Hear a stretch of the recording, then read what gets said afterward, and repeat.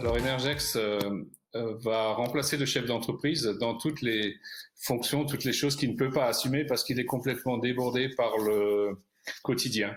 Ça veut dire qu'à sa place, on va faire les demandes de subventions, on va aller chercher les fournisseurs potentiels, etc. On se place sur le segment de la PME, c'est-à-dire toutes les entreprises qui ont, en Europe, c'est la définition, qui ont moins de 250 salariés et moins de 50 millions d'euros de chiffre d'affaires. Faisons d'abord un examen gratuit du projet au cours d'une discussion réelle avec le chef d'entreprise dans laquelle on aborde d'abord sa vision à lui, ensuite les financements possibles, etc. Il y a une deuxième phase qui est l'évaluation réelle des possibilités de financement. Là, le chef d'entreprise doit d'abord nous donner un mandat pour nous autoriser à transmettre les données de son entreprise à l'ADEME, où on fait, nous, une demande de subvention. Ensuite, l'ADEME va autoriser à faire un audit subventionné par un auditeur et qui est indépendant de nous. L'auditeur va mettre des préconisations avec un investissement prévisionnel et des temps de retour sur investissement. Ensuite, on envoie le résultat de cet audit à l'ADEME qui va examiner ça et qui va payer son financement. Et ensuite, on peut soutenir et assister le chef d'entreprise à la mise en œuvre des mesures d'efficacité énergétique qu'il aura envie de prendre. Par exemple, l'éclairage.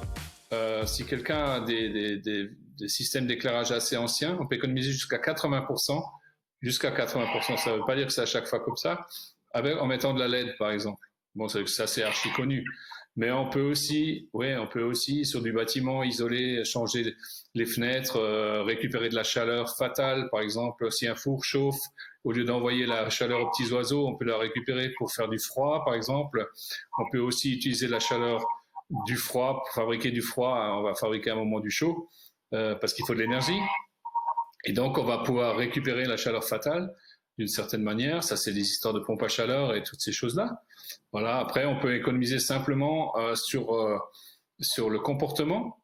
C'est-à-dire qu'au lieu de mettre en route, quand on rentre dans une usine le lundi matin à 5 heures, l'ensemble des lumières et l'ensemble des trucs, on va peut-être le mettre en route par secteur. Voilà, détecteur de présence. Je vous donne quelques exemples comme ça, mais sur l'eau, sur les fuites d'air comprimé, ça c'est extrêmement important. Les fuites d'eau, les fuites d'air comprimé, voilà. On peut s'attendre, nous on dit entre 10 et 30%, ce qui est peu. Les patrons d'entreprise avec qui on parle, ils disent c'est plutôt entre 20 et 50, si c'est vrai ce que vous dites. Voilà. Donc nous on dit 10 à 30%. Par exemple, quand on va détecter qu'ils consomment beaucoup d'énergie électrique, on va proposer dans l'audit de regarder s'il y a possibilité d'économiser de l'énergie avec la régulation de la tension électrique, par exemple. Donc on va s'occuper de tout, on va s'occuper avec EFI Énergie. Nous, on va s'occuper d'aller contacter EFI Énergie, de dire voilà, on a un client potentiel pour vous, monsieur EFI Énergie. Est-ce que vous pouvez venir voir chez ce client-là, poser les mesures, machin truc, nous faire un pronostic, et ensuite on dira au client voilà, avec ça tu peux économiser 10%, pardon, j'arrête de taper sur la table, de 10%, et ouais. Et donc, ça te fait, je sais pas moi, 20 000 euros d'économie par an. Et donc, si oui, ben on va recontacter EFI Énergie et on va accompagner pour la mise en œuvre s'il en a besoin, parce que normalement, ce sont des professionnels, ils savent faire derrière, quoi. Après, à un moment donné, il y a une réception à faire. On installe un régulateur de tension. Eh bien, on veut savoir comment EFI Énergie va prouver que l'économie, elle est bien réelle. Fatalement, quand on diminue les consommations d'énergie, on va diminuer les émissions de CO2. Et ensuite, on apporte encore un service supplémentaire. On a un système qui s'appelle Climate Partner. Par exemple, pour un hôtel, on va faire toutes les mesures qu'on peut pour économiser de l'énergie électrique, de l'énergie du chauffage et tout ce que vous voulez.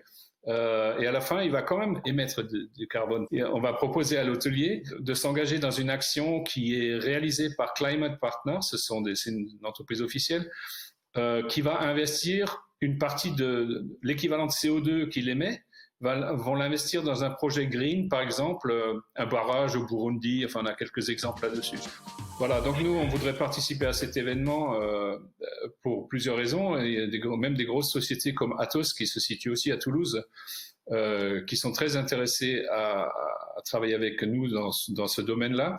Et on veut aussi donner au plus grand nombre la possibilité d'utiliser ce système qui est pas connu, particulièrement aux PME. Et bien sûr, nous aussi, on a besoin d'être connus puisqu'on a une jeune entreprise en France. Et on essaie de combiner les trois choses, voilà. Elles peuvent nous contacter soit par GBK, donc celui qui organise l'événement, soit par le site internet, soit par mail ou par téléphone, oui.